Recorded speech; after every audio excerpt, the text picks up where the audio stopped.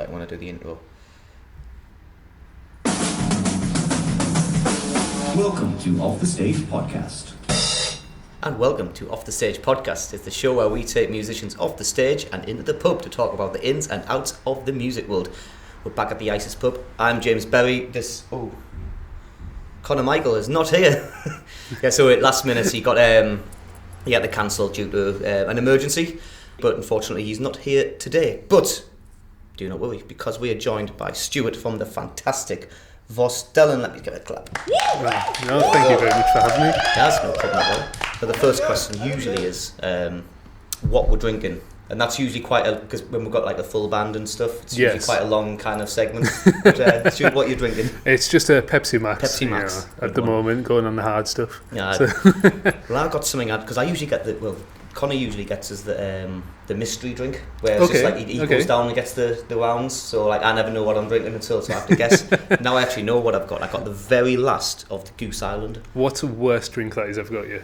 Oh shit! It was like a sour, but it tasted like, usually sours actually taste quite like got a bit of sweet side to it. Was it a shot? No, not sour shot. It's it's a type of beer called a sour beer, where it's like a fruity beer. Okay. And there was this one that was, I felt bad because I think it was recommended by one of the bar staff, but it was a bit too tangy. I guess I couldn't get away with it. I can't remember what it was. I never know what the names of them are. They're usually like bright yellow. That's not a good sign if it's just bright yellow. So after that, I've been like, I'll just get as a regular beer. This is the Goose Island. It's one of my favourite beers, the Goose Island. I got the very last of it as well, which is quite good. So, Vorstellan, is this your band, or was there a bunch of you who came up with the idea at the same time? Or well, basically, the original members, who's Matthew Donaldson and Johnny Allen, they're the original members of it. And it was myself and Matthew that came up with the band. We met each other at sort of a work environment that we were both working at the time. Cool. And then from there it just kind of transcended, but obviously when COVID happened, obviously everybody kind of re-evaluates their life, re-evaluates their plans. So Johnny went back to his plumbing business, so he's doing really well with that, and then Matthew's gone on to a different kind of career path, and he's doing his own thing, own personal growth, and really proud of how far he's become. So now we have 2 brand new members. Cool. So essentially at this moment in time I would say it is mine, but I can't take all the credit of the building of it. So how long have you been going for then? Gosh, we first started in 2014. That's when we first started. And then we've just been gigging, promoting, doing as much as we can. And then obviously when everything happened, we took a bit of like a 2-year hiatus. And now it's trying to build everything back up again. Literally every band. Like the talk about like, obviously like I'm not going to go into conspiracy theories, but the Great Reset where it was all like the pandemic. Yes. But like in terms of music, it was absolutely spot on, because every band that I know has either like quit one of the bands or wanted to start a band, or something's happened where they've thought, it's almost like you were being like just stuck in a constant thing, and then something's happened where you've been able to just take a step back and think, what do I really want to do? Of course. I think a lot of people have that, especially when you're not doing things that you're usually used to, and you've got that kind of regiment or regime. Then all of a sudden it's just out the window. You don't know what to do, and that you start questioning things. No, absolutely. So how many members is the band? 3. It's 3. Nice. 3 piece. It's my favourite kind of band. We're a sound engineer's dream. So like we just do especially like live and stuff. Now we don't have any amps either, so it's a 3-piece. Just like amp model. The bass has like an amp in a box kind of thing. Well, the drummer's a drummer, but it's just like in terms of like the sound engineers love it, because like if you've got like loads of like massive loud amps and stuff, especially if it's a small venue, of course the sound engineer can't turn the big guitar down. It's like so they're like, where's your amps? It's like, that's just this model. So do you DI everything then now? Just DI, yeah, pretty much. It's easy. Well, I still don't think you can beat the sound of like a proper classic amp. Yeah. But just for ease, it's just so much kind of easier. And like when people are out having a good time, they don't really, unless you're like really kind of 60-year-old, you've been doing music all your life, you're not really gonna tell the difference between a Marshall cab and a Marshall kind of amp modeler. No one's gonna really know that. Exactly that. So I did have a question for you. Oh, of course. And then, see, the other thing is Connor's always also got the he's got his little laptop here. I'm missing Connor already. Connor's got his little laptop that has all the kind of the structures, and I'll just usually sit by the side, just like drinking, just like joining in. Yeah. So in terms of kind of musical influences, where would you say Vorstellan is? Like, what kind of music kind of? Gosh, for us it's that kind of hard rock kind of style. Obviously it's not the screaming or anything, because my vocals just can't do that at all. But we sit in the realm of bands kind of your 90s post-grunge of like Silverchair, excuse me, Bush, Placebo. Yeah. But then coming to the modern era, you've got more like 3 Days Grace, Breaking Benjamin. So you've got that kind of heavier sound, but we're trying to keep it radio friendly at the same time. Yeah, that's the kind of the balance in it. So yeah, that's kind of our influences, in all honesty. I mean, obviously within the band we all have different takes and different ideas. Like Natalie, who's the drummer now, she's more into death metal. Cool. And then Brandon's just all over the place in his musical genres. But to come as a collective force, that's what we're trying to do. Yeah, that's cool. So are you I think you just gave, you're the singer and guitarist. Yes, I am. That was the other question I was going to ask. What about like your musical influences? Well, I'm very much at the moment. I've just kind of like rebranded. I used to be called James Berry and the best ever folk rock band out of Full, which was kind of like, it was Bob Dylan mixed with like 90s alt music and stuff like that. But I've kind of like, because that was the base I grew up listening to. Like my first kind of musical love was kind of like Blink-182, Offspring and stuff. I got into college, started really enjoying Bob Dylan, a lot of 60s folk, and that's pretty much where I stand music wise. But I've ditched the folk stuff. I just want to be like a fun pop punk band, basically. I'm still funny on the word pop punk. I don't know why. I just kind of like. Does it not sit right with you or something? Well, I just don't think the name, like, because I'm very like I'm quite gatekeepy when it comes to the word punk. Like, I think just laughing.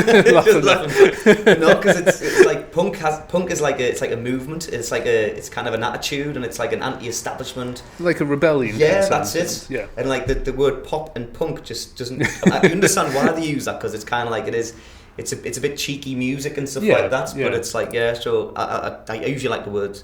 I use the word alt rock, but because pop punk's making a comeback, I put pop punk everywhere. You've got to appeal to the masses, so to speak. But yeah, that's I'm pretty much all like, if you listen to my music, if I told you kind of like Bob Dylan was my main influence in terms of writing songs, and Blink-182 were like the main influence in terms of how the tone and everything sounds with the song, that's pretty much the level you'd get. That's really cool. So have you always been into kind of like, what was your first kind of musical love that you kind of really got into? Gosh, the first one would have been Him, in all honesty. So, Producer Cat. Same as yourself. Yeah, Willy Wallow, that you saw is called. That was definitely like the first one, and then obviously as you go on through like life and stuff, and you're going through like college and everything, you start discovering more heavier acts, softer acts, your kind of musical genre of likes sort of just blemishes. Cheers, isn't it? Absolutely. No, that's cool. Those Finns, they were from Finland, aren't they? Yeah, Finland. Finland. It's crazy Finns. Did you put the 3 questions? Oh, I was gonna ask Connor, but obviously I didn't want to ask him when he's in his little emergency. Here's one.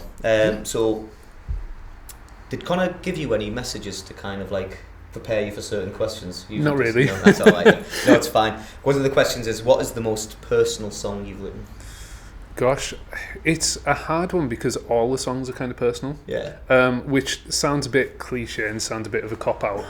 But with our debut album, Encephalon, the way that we went into that is, encephalon is a kind of mid-Greek century word for the brain. And a lot of the album discusses kind of mental health and everything. Yeah. So the opening of the album, we had one of the producers called Joe Graves, who would kind of act as a therapist. Nice. So he opens up the album, and as it goes on, the questions, well, how would you put it, our songs are the answers to his questions. Nice. And we kind of came up with that concept because everybody kind of has something going on. Everybody has things, you know, within their own mind and stuff, and we wanted to kind of highlight personal things that we've been through and just put it to the forefront for everyone. In all honesty. That's cool. Is that kind of the t-shirt I'm seeing, like a plane with butterflies and we literally really just cool. got this designed. We got this designed by a guy called Sam Hales. Nice. He's basically the one that done our artwork for Memory Files Volume 1, which is like an EP that we were going to extend further, but we just never got round to it.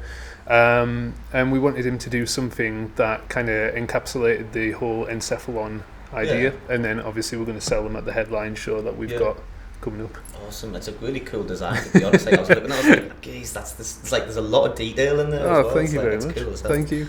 Right, I think we're going to take a very short break, and let's get me soundboard up. Yeah, we're going to take a very short break, and we'll be back with some questions for part 2. We will see you in a bit.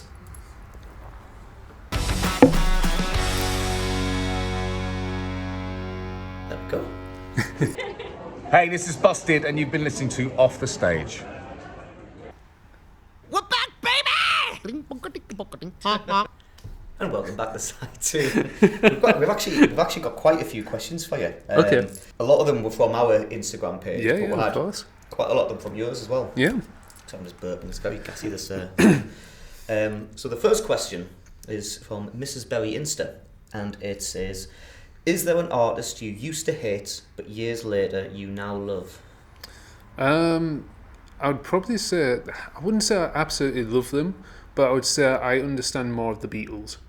Yeah, I didn't enjoy them at first, and it's kind of gradually now when you listen, you're like, I can kind of understand. I think when you start like writing songs properly, you kind of have a new kind of appreciation. You think, oh, actually, that was quite clever how they did that and the way they structured that.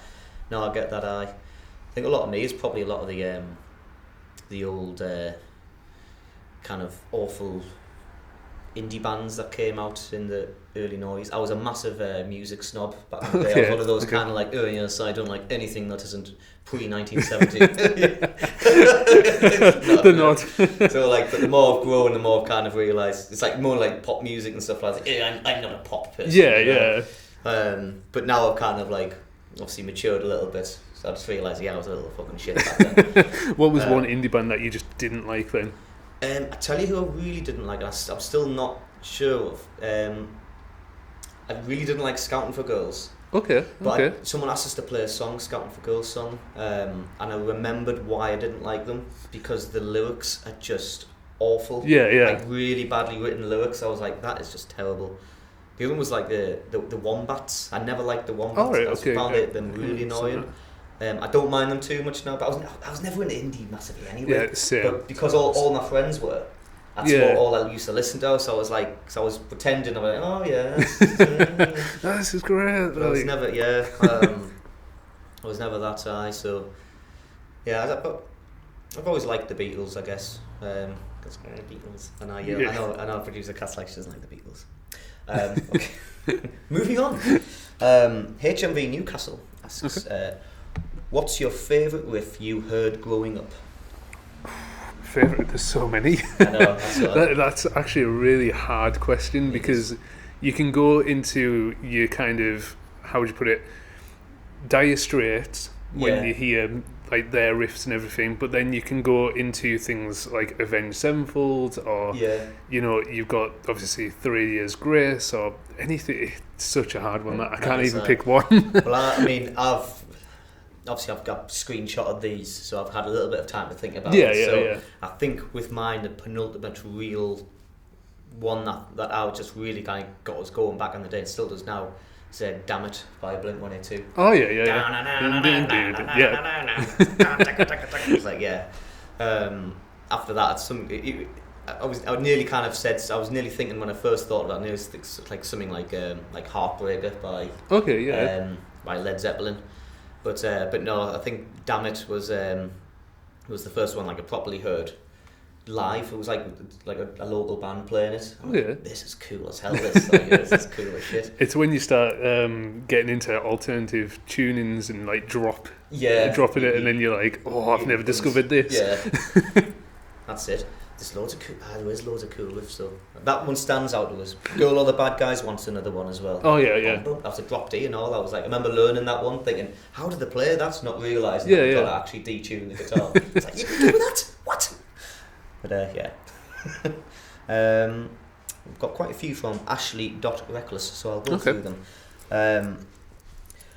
What was the first thing that made you fall in love with music? It's the freedom of expression. I think that's the one thing that kind of, how would you put it, gets you into music. Music's there, to me anyways, music's there for you to relate to. Yeah, if you can relate to a song, or you can relate to a certain part, that's something that's happening within your life, you're going to kind of cling onto that song even more, and it's going to have meaning to you. So how would you put it? A song that I wrote might have a meaning for me, but when yourself listens to it, or yourself listens to it, it's going to have a totally different meaning. No, absolutely. And that's what music's about. It's about connection. It's about connecting each other. And interpretations. Yeah, I think that's why people obviously get into music. Yeah.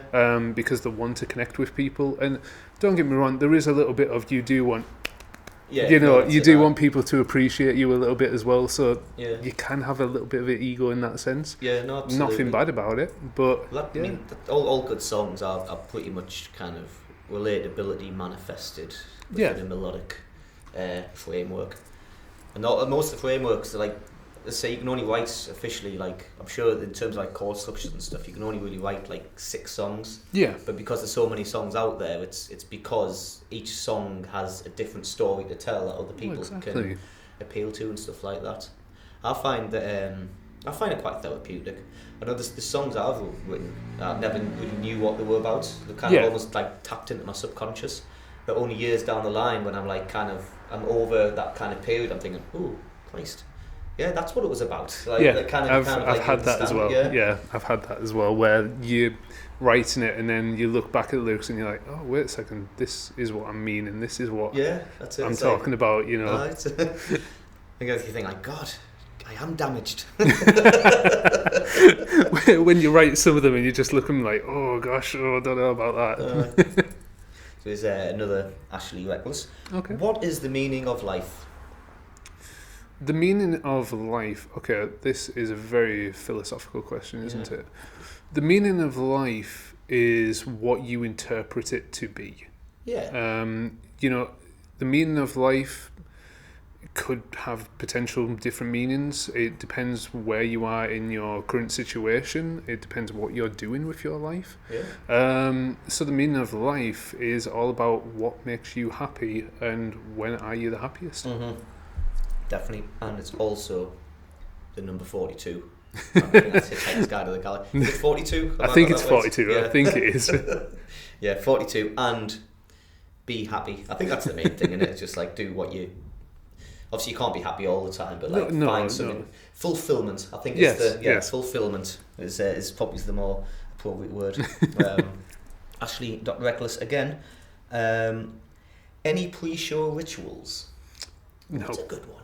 I don't think we've ever had a pre-show ritual apart from, okay, where's the drummer, where's the bass, is that right, we're on stage now. That's ours, but I know many bands that do pre-show rituals. Like, I understand it, but it's just something we've never done. With because I'm in like a witch pop band. Okay. She does like a kind of like sage, kind of like looking at the crystals, and we've got to give our negative thoughts into the crystal, so it's only positive energy. So is she like pagan? It is. Yeah. Wiccan. Wiccan. It works. To be honest, I mean, I'm not like a true believer in that kind of stuff, but that kind of like, whether it's placebo or not, I don't know, but it works for me. With my other band, Torn Apart by Lisa, my band, it's Panic, Clockwatch, Nervous Wee Wee, and then we're on the stage. That's usually my... I think everybody has that, don't they? And then if you don't go for a wee or anything, you get up to the stage and you're just like 2 songs in, you're like, oh my god, I'm bursting. I'm not even joking. It's like I could go to the toilet 10 minutes before, and then I need to go to the toilet again just before I go on, just in case I can't hold for half an hour, you know. Yeah. Just like, I'm terrible for that. So I've got 2 opposite ends of the spectrum with each band for me, but it's an interesting. I should ask that question more often, actually, because I first find it interesting because every band's a bit different, aren't they? Well, exactly. I think if you had to ask that to another band, they'll give a totally different response. And like you say, it's a really good question that's come from one of your viewers. No, absolutely. It's Ashley Dotwell. Good question. Ashley Reckless asks also, tea or coffee? Used to be tea, but it's more coffee now. I'm a proper caffeine addict. So, are you? Yeah. Do you drink it black or? I drink it, black and avocado. Yeah. Just no sugar, just on its own. I like the bitterness. It matches my soul. Unless it's pumpkin spice season. Oh, unless it's pumpkin spice season, then that's it. Yeah, everything goes out the window in pumpkin spice season. Have you both tried this new drink, the matcha? I haven't tried it, but apparently it's meant to be. Apparently it's popular in Japan, and it's something like I've never had it. Well, I tried a sip of yours, didn't I? Yeah, I've had a sip. I don't really know what it tastes like, but no. It's a bit anything green. I don't know. I'm a bit like I don't know unless it's like lettuce or jalapenos. Like anything green, I'm just always like a bit like I don't know. But I don't know. Matcha apparently is the new thing. Matcha coffee.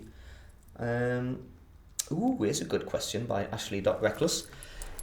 If you were an insect, which one would you be and why? Insect. Okay, I'll let you go first on that one. This is one I didn't plan. I planned on the riff one. So this, I don't know. I'd probably a spider. I don't know why. Spiders. Maybe a spider. I think because I think something like an ant where you get strong, but like ants are kind of like you've got to like follow the rules and stuff like that. Yeah. So, like spiders kind of make their own rules, you know. So I'm gonna live there, build my house, catch up and catch flipping wasps, and I'd be like the wasp killer. You know? Yeah. Be a super wasp killer. I'd make a name for myself. I'd say a spider is a good shout, actually, especially depending on which spider you are as well. Are you going to be a house spider? Are you going to be like huntsman or? That's a good point, because house spider, yes, you get the warmth, but you also get the risk of being caught and being squashed. Yeah. Where at least in the wild you're kind of like a bit more top of the food chain, aren't you? Especially if you ever see have you ever seen the pictures of the bird eating ones, spiders, where they just look like the little puppies? They're that big in like Australia and things. Yeah, like, nah. Tarantulas and stuff. Nah, it's like I'm glad we don't have them that big over here. Like, gosh. And I'm glad they're not poisonous over here. Because it's no, I'd be a nice friendly spider who just kills flies and wasps, because I hate wasps. But what about yourself? I'd probably say the same, in all honesty. They are the best of the insects. They get a bad rap, I think. You know something? They get a bad rap, but I think what it is internally, it's the way that they move. Yeah. It just freaks you out. Yeah. And it does for me anyways. Yeah. But apparently if you've got a lot of spiders in your house, it's a good sign that your house is clean, because again they kill all the bugs and the flies and stuff like that, so you're in safe hands when you've got a spider. It's when in your room you turn away and look back and it's gone and you're just like, where the hell is it going? That's it. There's one time it was a massive spider. Kat doesn't know this, so I might as well tell her now. So you were like, get rid of it. I don't know where it went, so I just lied. I said, oh yeah, it's gone, but never came back. Alright, okay. Probably Keith, I think. Keith is so big we named it. Right. But we were talking about this the other day, because obviously here are spiders, but in other countries and stuff, if you've got reptiles, like little geckos, that's a good sign that your house is clean, because again they're probably better at catching flies and all sorts of bugs and stuff. So if you get a gecko, you'd be tempted to get a pet gecko from a house.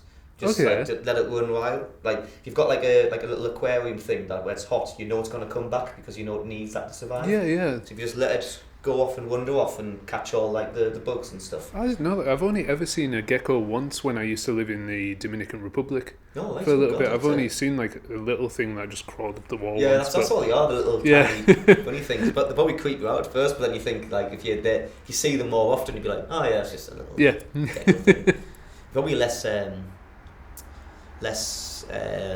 thingy to kill it already because it's a different exactly. Bugs are big, like bugs you don't mind squashing bugs, but like any other living thing you're like, oh no, it's a bit cruel. Anyway, that's off topic a bit. That's not really. So actually, Dr. Reckless, what's your favourite and least crisp flavour? What's your favourite and least favourite crisp / flavour? Right, this is going to be a strange one because I don't think you have it in the northeast. So there's these crisps within Cumbria called XL cheese crisps, and they're the nicest crisps you can ever imagine having. Pure flavour. I can almost taste them. It's really nice, but nowhere else has them, as far as I'm aware. And because I know one person that lives down in London, and he just gets them imported. From like Cumbria, specifically. Whereas least favourite, oh gosh, I'm not a big fan of salt and vinegar. Honesty. I like good salt and vinegar. I think salt and vinegar is like, I'd never really pick salt and vinegar out of in a supermarket because there's so much. There's a vast like oasis of flavours now that like salt and vinegar is just like and ready salted. They're just like the standard ones. But I don't know. I usually like either the barbecue Walkers or like the Worcester sauce.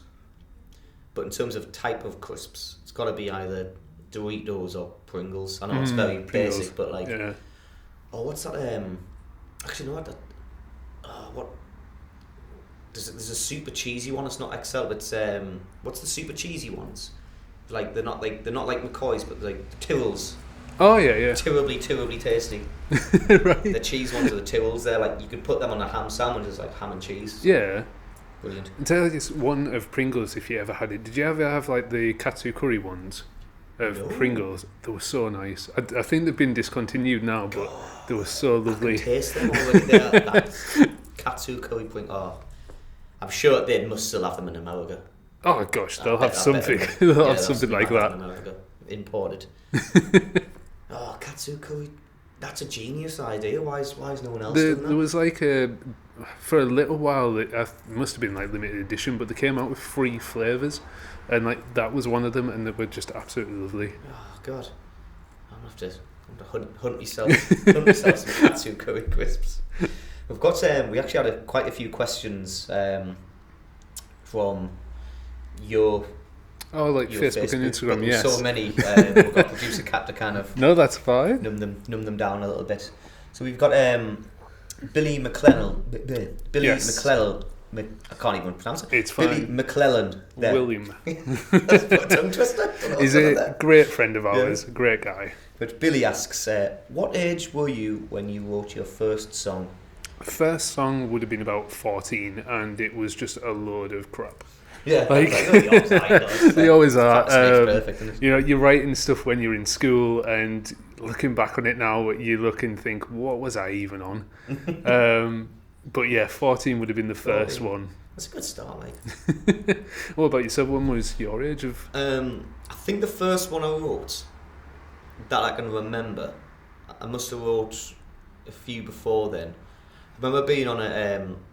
This was before this, but I remember being on when I really started like learning to write songs. I was on a ski trip to Africa. It makes us feel really middle class, but it was like a school trip. It's not something I'd usually do. But I had a notebook full of songs. I can't remember writing them, but I had loads of songs. But the first one I remember the name. It was called Autumn Winds.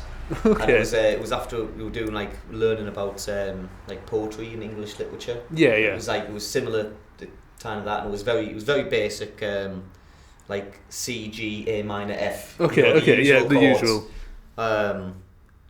I remember some of the words, but I'm not going to sing it because they're just really shit. So So yeah, but yeah, I think it was about the same. That must have been year 9. What? All right, okay. What year were you in year 9? What age are you in year 9? Oh God. 14, Yeah, 14. There we yeah, go. there. There we go. It's all the best songwriters start at the age of 14. You've heard it here first.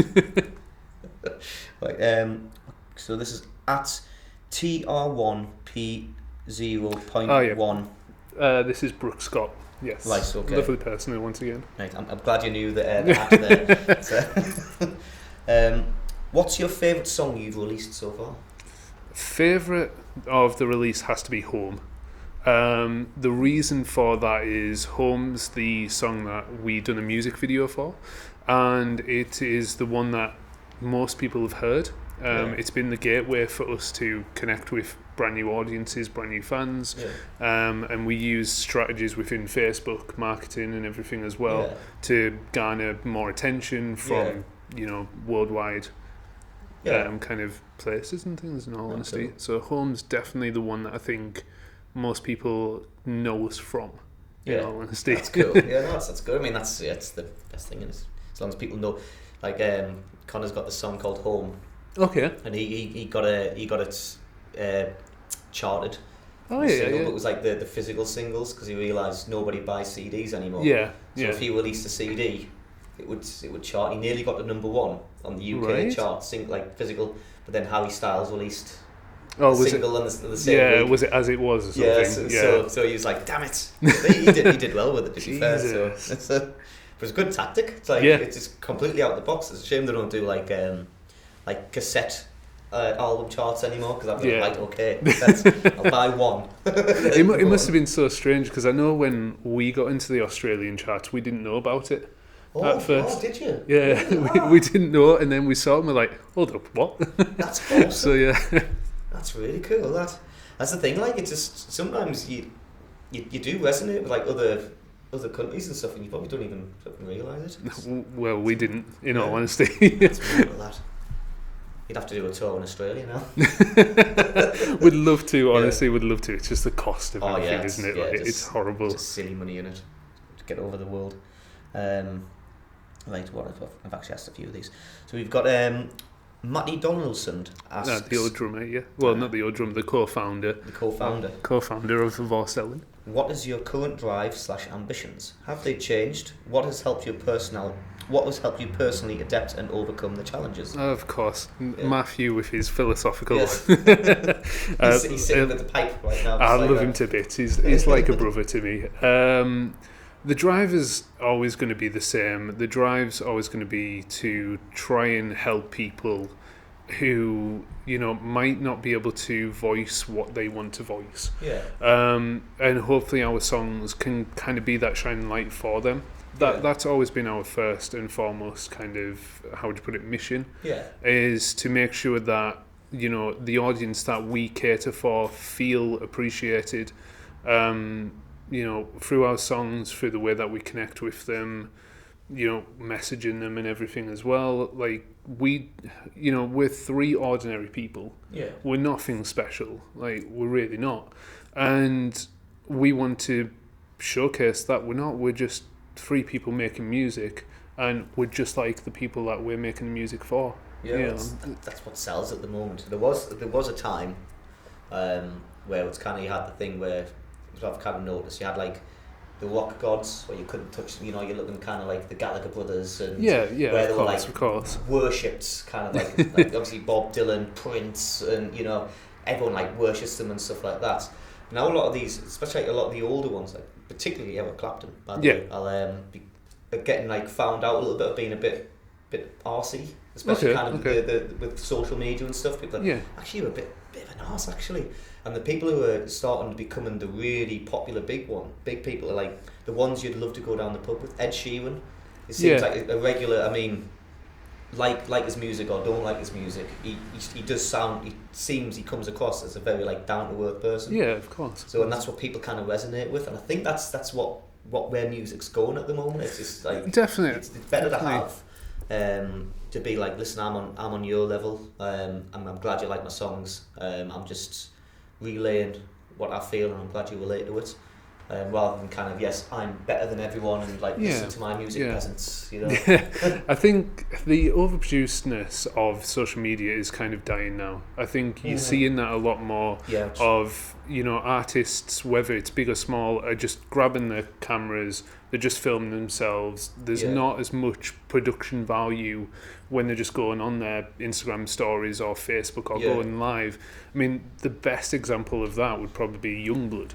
You know, the way that he's kind of doing everything and connecting with his audience, you know, he's not doing anything over fancy. He's just getting his phone, recording, and that's it. And he's just constantly being in people's and I mean, you look at like Lewis Capaldi as well. You know, he's still in Scotland. He still goes to like places like the Cat House and things like that. He's still having drinks, and you know, if you walked into a bar, you'd see him and be like, "That's Lewis Capaldi," you know, kind of. He'd probably come chat to you, like, exactly. Say hi, probably say, "Oh yeah, hi," but like. And that's the thing. I mean, you want to be accessible to the best of your degree, but you also need to have that privacy at the same time as well.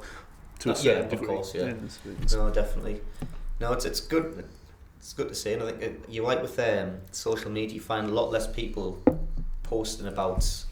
Like you see a lot less people posting. I mean, you see like the bands and stuff like that, and people go on, the reason people go on social media now has completely changed. It used to be a tool to connect with friends and stuff. Now it's a tool to kind of consume content. It's a marketing thing, you know. Honestly, I don't know if entertainment. That's basically TikTok is basically just like. That's what Vines used to be. It's basically just. I used to say it's Robot Chicken. You know, Robot Chicken. Yes, like I do remember that. It's got just like little clips, and it's fun to kind of like watch other things. But it's a lot less. It's more just like that you're creating content for new audiences or current audiences. You're not using it to like say, "Hi mate, how you doing?" kind of thing. Well, it's like, I don't know if you've seen a lot recently, like on your Facebook or yourself or viewers. When you're scrolling, I've noticed that a lot of artists and bands now are doing a thing where it's like they'll have the Facebook advertisement, so you sponsored post, and it's like saying, "Oh, if you like such and such music, you can get a free CD." Now, I don't know if you've seen that yourself. I've seen that. Yeah, so it's kind of a new marketing tactic which does work on a cold audience. So people that don't really necessarily know who you are or anything like that. What it is you're basically doing scarcity. So you'd be like, "Hey, if you like XYZ music, listen to us. We're this brand new band. We've only made 300 copies of our album, EP or anything, which we're giving away for free, but all you have to do is cover the postage and packaging." And that's a new marketing ploy that I've seen a lot of bands taking on as well now. Do you find do you do most of your kind of like social media stuff on Facebook? Myself, yes. Yes, I pretty much run a lot of it. Is it still kind of like successful? Because I just find it hard with Facebook. I've moved to kind of Instagram. I guess it is a similar beast, but I always find it hard to kind of. I've got my usual family and friends on Facebook, but I find it hard to find like new people. Do you find it like easier? I guess it's. I always get told that if you're gonna go on social media, find one that works for you and just lean into it and just stick with it. I would definitely agree with that. I mean, it depends on what you're comfortable in doing. You know, if you're comfortable being in front of the camera more and you're comfortable, you know, speaking or doing skits or doing the promotion or anything like that, then obviously TikTok's going to be more your kind of, how would you put it, social media platform. If you're more into words, pictures and everything, then you're going to look at like Facebook, Instagram. I think there's a kind of, how would you put it, negative kind of, how would you put it, thing with Facebook at the moment, because it's looked as like, oh, it's for older people now. But you've got to remember that Facebook's ad manager is still one of the cheapest around for advertisements, and it's a very powerful tool to have, as long as obviously you've got the funds, which that's kind of another conversation, is, you know, making sure that you've got some funds there to be able to promote yourself. Absolutely, No, that's interesting. So I'm into all like this marketing and everything myself. It's true what you say, because it's like Instagram. Well, Instagram's photos trying to be videos, but it's photos. I think TikTok's trying to be photos now as well. They're trying to do photos. Yeah, they're all trying to be like each other, which is like so frustrating. You just stick with one thing you're good at. Well, Instagram is now trying to battle with Reels, isn't it? Yeah, like that's it. a lot more. Snapchat. Yeah. So Reels seems to be the in thing at the moment, where you can garner a lot more attention, a lot more views. Yeah. But once again, it's one of those things you've got to snap people's attention straight away. That's it. I still haven't understood. I mean, loads of people use Reels. I've never. Reels and Stories is the other ones. I think Stories was the Snapchat thing. Stories, that was the thing. Stories is very good in the sense of that it gets more. You'll find that more people watch your stories than they will like a post, or they'll kind of watch a reel. Yeah. So upload more to your stories, but then use your Instagram feed as more your promotional tool. So you like your band headshots, your artist headshots, your more professional looking photos to a certain degree. That's clever, because then it makes you, when people go land on your page, people are going to see just professional things, but then on your stories you can just kind of like do whatever you want. Yeah, it's quite clever actually. It's a good idea. It's a good thought. I do have one more question. I know what. Yeah, of course. But I'd very nearly read this because I need new eyes. I'd very nearly read this as Christina Aguilera, but it's Christina. I thought it were a bit more popular than we thought. Christina Agrabate. Yes, I hope she's from Germany. Right. How did you discover the new lineup for Vorstellan? Funnily enough, it all happened due to work. Oh, so Brandon, who is the current bass player at this moment, he used to come into the shop a few times with his guitar on his back, which I asked him what kind of guitar does he have. And we just got talking about music, and then he got an interview at the place that I'm working at, and we just continued talking, and he was saying about how he enjoys doing bass, and I was just like, bass player straight away. And then Natalie came into the shop to trade in some drum headphones, which I noticed that she was trading noticed that she was a drummer, and as soon as I saw that, started talking to her, pretty much grilled her a little bit, which it's bad. I was just like, can you do like, double pedals, can you do this? And she's like, yeah, and then it just went from there. In all honesty, cool. Like that's what you want, isn't it? Just like it's very organic. Down, isn't it? Yes. That's it. It's like and by doing that, you've met people face to face straight away. And that helps. Half the thing. Like, how did you meet your band? I've been in bands. So I've got a drummer, Vince. I've been in bands with him for ages. He's usually a guitar player. All right. Okay. And he just fancied. He's like, I wouldn't mind having a go at some drums. I was like, well, I need a drummer. I was like, all right, let's just give it a go. And Carlos, our bassist, basically, he's been wanting to be in a band for ages. Usually plays guitar, and I was like, I need a bassist. And he was like, I can do that. I was like, yeah, of course you can. You're in the band. So it's just like, so we're basically two people who were quite new at the instrument coming in, which was fine, because I'd rather have people who are enthusiastic about about the project. So but I've known Vince since primary school, probably actually even nursery. Right. We used to live around the corner to him.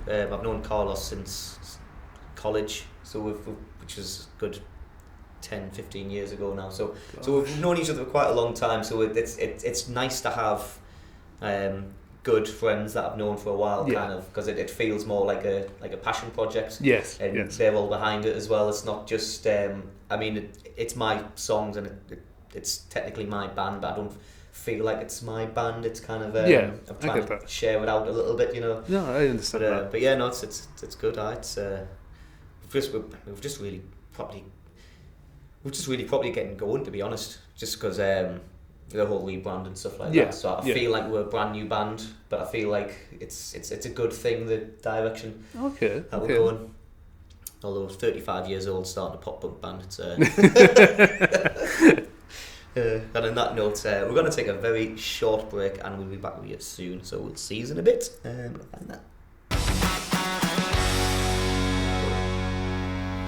Right. We're back, baby!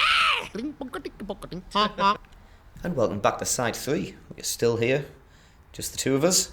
And yeah, so this thing, we're basically just asking if you've got any specific gigs coming up that you'd want to advertise. Yeah, of course. Yeah, so we've got the headline gig on the 29th of June at the Head of Steam. This will be our first headline show back in about 2 years. We have the fantastic Last Case Scenario, Sporting and Proven Rivals, both brilliant bands. Yeah. Then we are back in Newcastle on the 17th of September as we're supporting the Las Vegas Vampires called Vampires Everywhere and an Austria band called Psycho Village as well. That's quite diverse all over the globe, like yes. Global event. That's cool, isn't it? So yeah, they're the two shows that we have booked so far with this year. That's a good little line. So you're kind of looking forward to kind of getting, because you said it was like 2 years since, you're looking forward to getting back into I mean, we've just had a show with Scarlet Riot in LN, so that was our kind of first show back after so long, and we played kind of the ones that people know. Headline one, we're going to debut 2 brand new songs, and we're going to obviously play songs that we've never played before, and then the Vampires Everywhere one, gosh knows what we're going to play at that point. Just rock out. That's a really good little spot. Las Vegas as well. Are you saying you knew them, didn't you? Las Vegas. Yes. I've never heard of them, but that's a good little thing. Do you have any EPs coming out or anything like that? Not at this moment in time. So at this moment in time, we're just writing brand new stuff. I'm currently working with a mentor on songwriting and everything. Nice. Okay. So he lives in Australia. He's called Shim. He used to be the singer of Sick Puppies.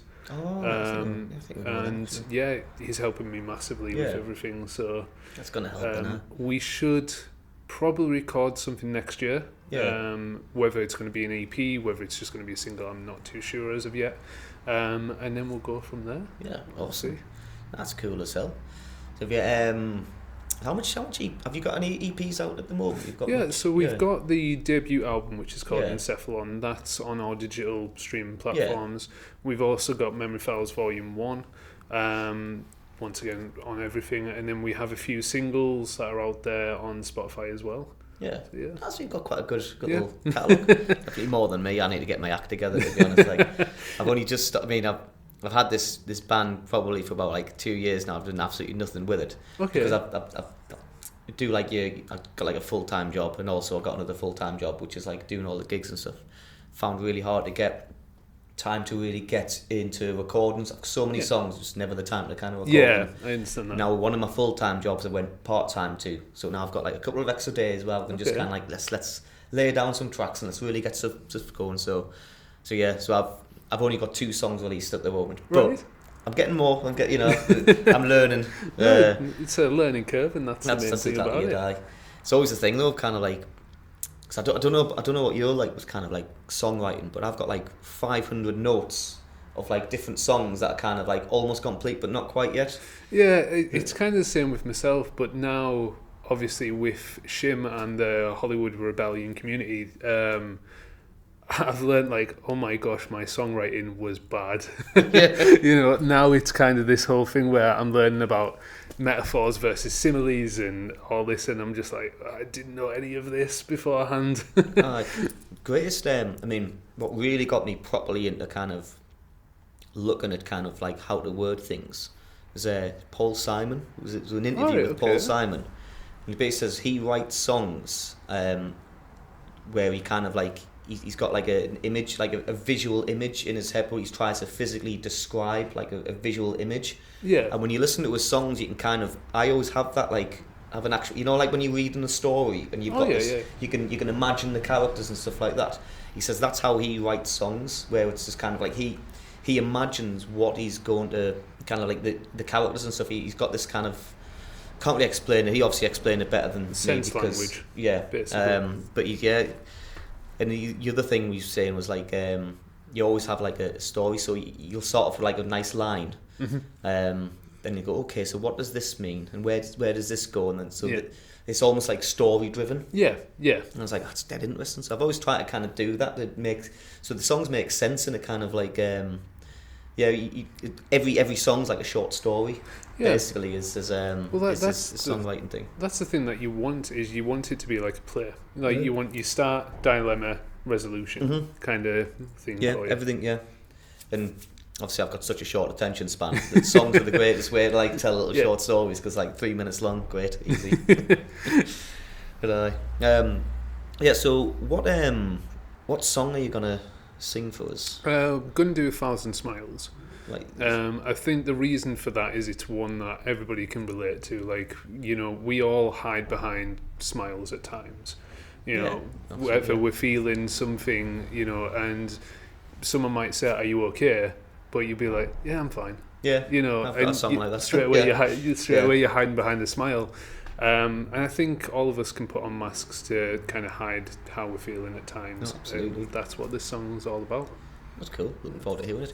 If people want to find you on social media, what are your social tags? Yeah, it's easy. It's just Vorstellan. Obviously, you know, that's the name of the band. It's on here. I should have asked, what is Vorstellan? What does that mean? I should have asked that right at the very start. And no, it's fine. Vorstellan is a German word for to imagine. The actual spelling is EN, but to avoid any kind of like trademarks or anything, we've spelt it AN. No, that makes perfect sense. So then nobody's called that. Yeah. That's genius. No, I love German words. German always has like a word for something that you've got to explain in a couple of sentences. Yes. In English, they've just got one word for it. That's the efficiency of the Germans. German efficiency, man. No, that's really cool. That's a really good idea. Sorry, I completely interrupted you. Social tags. Yeah, like I say, it's just Vorstellan. We're on YouTube, you know, Spotify, Facebook, Instagram. Don't have TikTok because I'm too old for that. Yeah, you know? I said that, and then I got TikTok, and I'm like, okay, I'm hooked. You're on the For You page, and like, I just can't stop. Yeah, I know. But honestly, you've got to persevere with it, because it's usually just silly people dancing. Yeah. Until you kind of tell the algorithm what you like. Yeah. And then once you're into that little bit, then it gets better. But it's a funny one. Well, thank you very much for watching. Thank you. We are Off the Stage Podcast. You can catch us at Off the Stage on everything except Twitter/X, which is Off the Stage 2, because somebody nicked Off the Stage UK. Oh, it's Off the Stage UK, isn't it? Did I say Off the Stage UK? Off the Stage UK. Yeah, Off the Stage UK. Yeah, Off the Stage UK. I'm so bad at this. This is Connor's job. We'll miss you, Connor. I hope to see you back next week. Off the Stage UK on everything except Twitter/X. Off the Stage 2, and we'll get you set up. And I've really enjoyed it today. Actually, no, I've enjoyed talking. Thank you for having me. It's been nice to have like just a one-on-one chat. Actually, usually it's nice to have a full-on. No, it's been brilliant sitting and talking. Nice little talk, guys. It's been good. So we'll see you again next week. Thank you very much for watching. In a bit.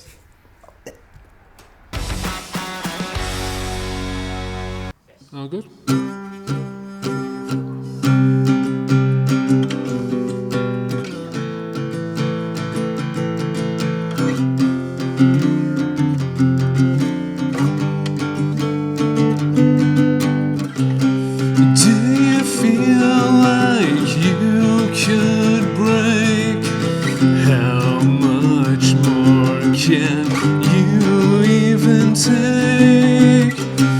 Has your faith been led astray, praying to find another way?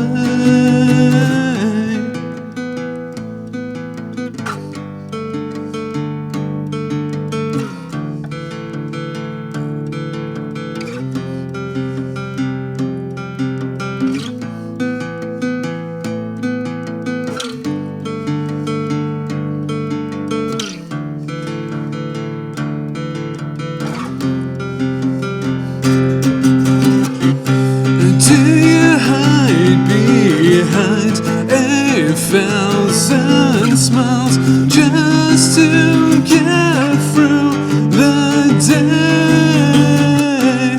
Do you hide behind 8,000 smiles just to feel love again. When there's nothing left to lose, lost in this life that we couldn't choose. Won't somebody hear me call to hold my hand as forever I fall?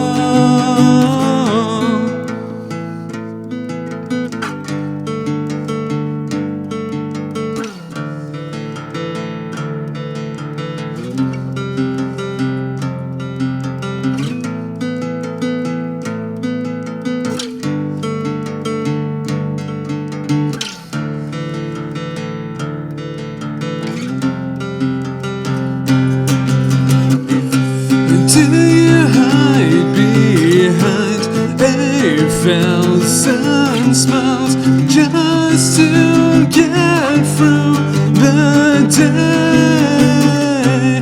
Do you hide behind 8,000 smiles just to feel love again?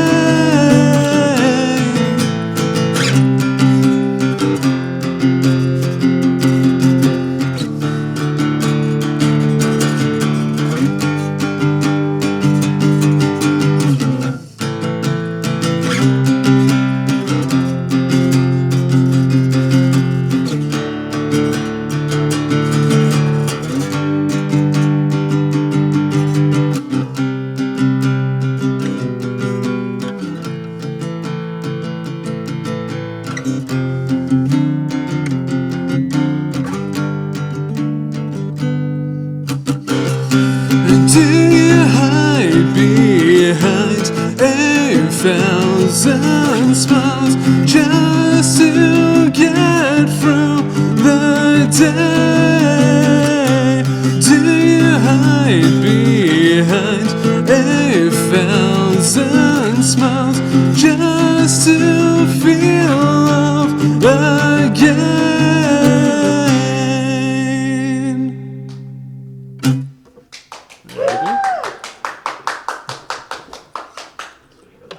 Oh, thank you.